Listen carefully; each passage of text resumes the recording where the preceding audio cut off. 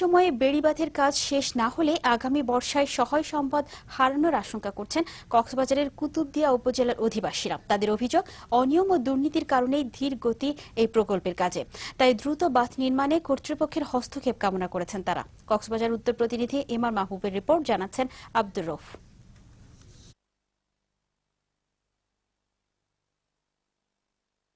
কক্সবাজারের কুতুবদিয়ায় আলী আকবর ডেইল এলাকার পুরাতন বেড়ি বাঁধে সৃষ্টি হয় বড় ধরনের ফাটল।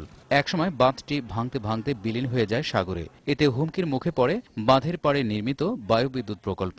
পরে বিশ্বব্যাংকের অর্থায়নে ৩.৫ কিলোমিটার বাঁধ নির্মাণের উদ্যোগ নেয় কর্তৃপক্ষ। কিন্তু নানা অনিয়মের কারণে বর্ষার আগে কাজ শেষ না হওয়ার আশঙ্কা করছেন এলাকাবাসী।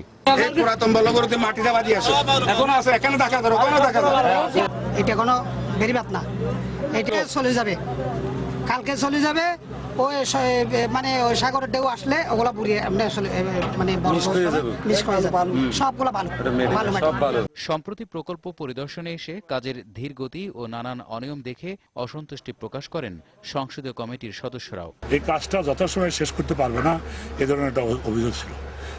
যেখানে পানি উন্নয়ন বোর্ডের ইঞ্জিনিয়ার যারা আছেন তাদেরকে এখানে সুপারভিশনটা বাড়ানোর জন্য বলছি। ক্লোজ সুপারভিশন থাকবে এখানে, অনবরত 24 যখন কাজ হয় তখন লোক থাকবে, ইঞ্জিনিয়ার থাকবে, কনসালটেন্টের লোক থাকবে, তারা থাকবে। কনসালটেন্ট লোকের দায়িত্ব হলো এগুলা কোয়ালিটিটা দেখা। তাই তারা যদি সেখানে গাফিলতি করে আমরা কনসালটেন্টকেও ছাড়বো না। কাজের কিছুটা অনিয়ম এবং কাজের অগ্রগতি নিয়ে অভিযোগ আসে। সেই প্রেক্ষিতে আমাদের পানি সম্পদ মন্ত্রণালয়ের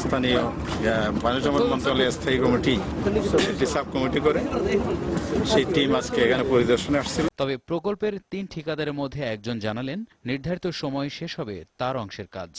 W2 till today 70% work complete হয়ে গেছে, 70% ব্লক বসানো হয়ে গেছে।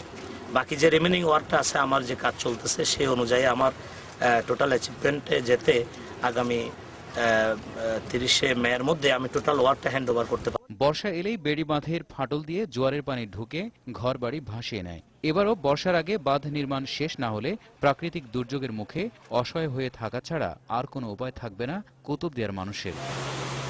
আব্দুর রউফ, দিগন্ত নিউজ ডেস্ক।